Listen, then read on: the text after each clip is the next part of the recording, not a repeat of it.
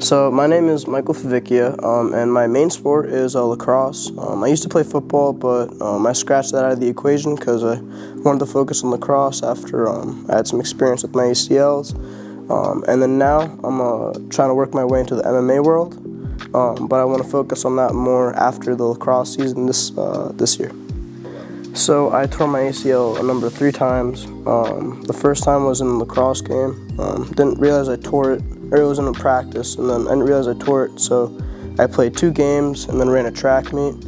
And then by the time I played the second game was after the track meet. The first game I completely tore it, and then I was out, got the surgery. The second one was in football, so our main quarterback got moved up, and a few of us stayed back to play on the freshman team when we were freshmen. The coach wanted to get a better look at us in game to see how we performed. First game in the third quarter, a wide receiver that we put at quarterback for whatever reason tells me the complete opposite play that he told the line. So I ended up running to the left side of the line with no blocks, just the other team. Long story short, somebody ended up grabbing my right leg. I went to go plant with my left, and then I got roll tackled, and then my bottom bone, my tibia didn't move, and then my femur up top just did a full 360. And then I completely tore my ACL, and then I partially tore pretty much everything else in my knee, but they didn't have to operate any of the other ligaments because it was only partial, so they healed back on their own. I had bone bruising and all that, and when I had to weigh out the options between football and lacrosse, there was one thing that really made me choose lacrosse over football, and it was I grew up playing lacrosse. Growing up, lacrosse was always my getaway. It was always the one thing I could find comfort in.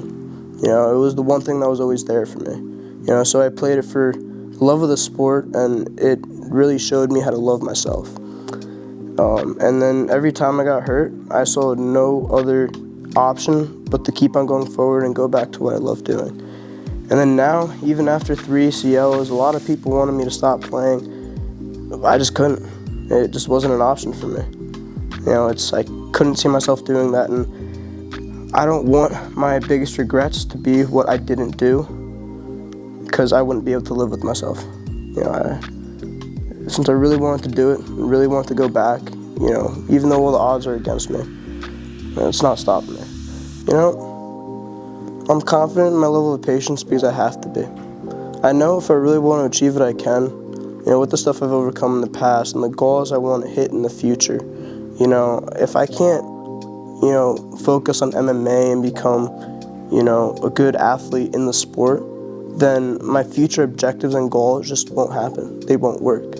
Because if I can't put my mind to it in one thing and it doesn't work, I won't be able to put my mind to it in other things. So at that point, when it's a mental game, it's just all about how much you want it. So one of the main reasons I kept on going was because after I hurt my first ACL, I went to a normal traditional physical therapy place where they have bands, a few machines, you know. It's kind of geared more towards older patients, you know, that aren't really involved in high-intensity sports, you know, just to get moving around the house and feeling okay. Then when I showed up to Myokinetix about 4.5 years ago,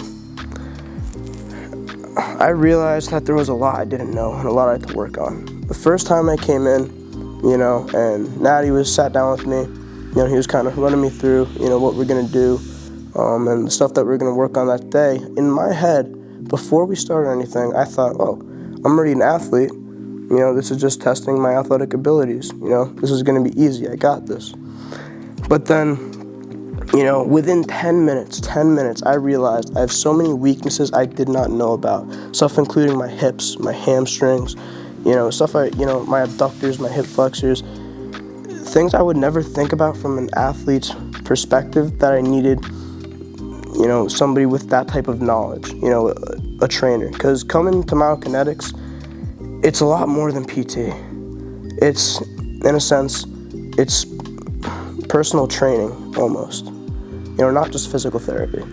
You know, they train you to get where you need to be, you know, to these specific sports you do. Because I've done things here that I've never done at any other physical therapy place.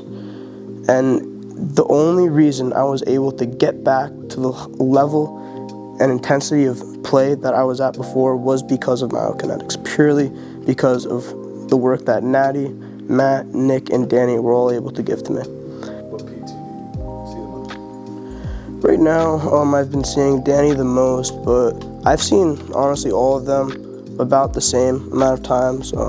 I've been here for a few years, so I've worked with Natty a lot, I've worked with Matt a lot, and I've worked with Danny a lot, and Nick a lot. So I've learned different things from all of them. They're all great at what they do.